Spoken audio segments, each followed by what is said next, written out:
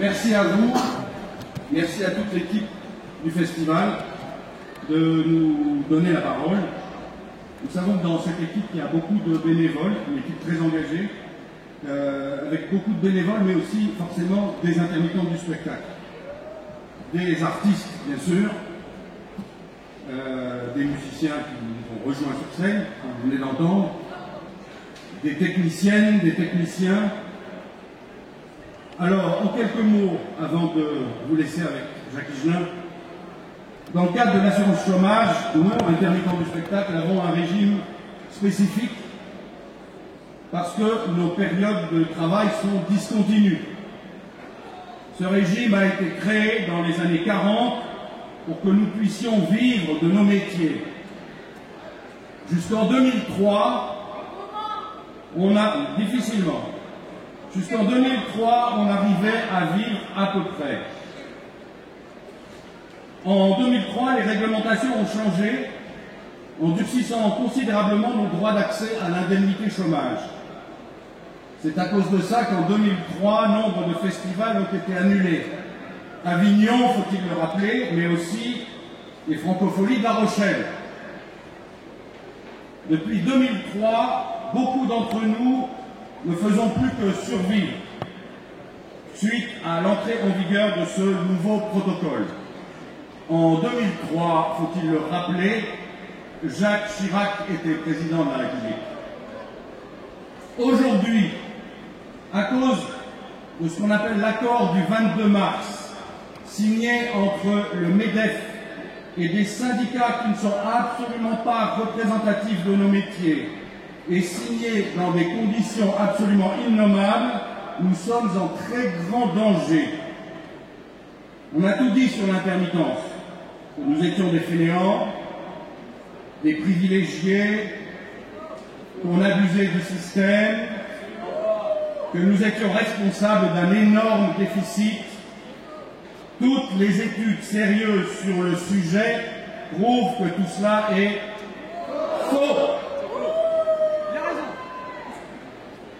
Depuis 10 ans, un comité regroupant des sociologues, des économistes, des professionnels du spectacle, des syndicalistes, des parlementaires de droite comme de gauche, un comité a étudié en profondeur le problème des intermittents.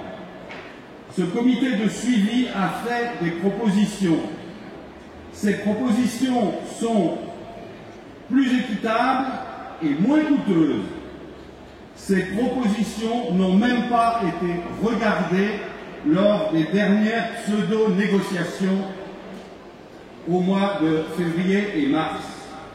Le MEDEF ne fait pas un choix économique, il fait un choix idéologique. Que ce soit bien clair. Et cet accord du 22 mars, s'il est signé par le ministre du Travail, François Rebsamen qui a soutenu nos propositions avant d'être ministre. François Rebsamen, membre d'un gouvernement soi-disant de gauche.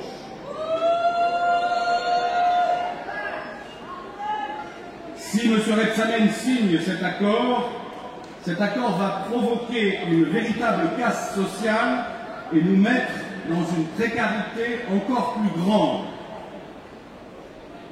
Nous nous sentons trahis, bien évidemment, et surtout, on ne nous écoute pas.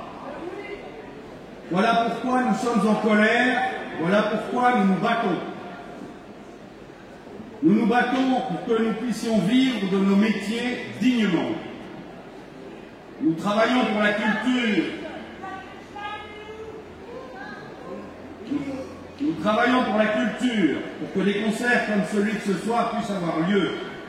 Nous travaillons aussi pour que la culture puisse entrer dans les écoles, dans les collèges, dans les lycées, dans les prisons, dans les centres sociaux. Bien sûr, nous luttons pour la culture, mais nous luttons surtout pour des droits sociaux. Et nous luttons aussi pour toutes celles et tous ceux qui sont dans la précarité. Nous nous battons pour les intérimaires dont les droits spécifiques sont bafoués, encore une fois, dans cet accord du 22 mars. Nous nous battons pour un meilleur accès à l'assurance chômage de toutes et de tous. Actuellement, 6 chômeurs sur 10 ne sont pas indemnisés en France. Nous nous battons pour que toutes et tous puissent vivre dans la dignité. Actuellement, aujourd'hui, il y a 9 millions de pauvres en France. Ce que nous défendons, nous le défendons pour toutes et pour tous. Dans l'espoir, ce n'est pas une injure, dans l'espoir d'une société plus juste.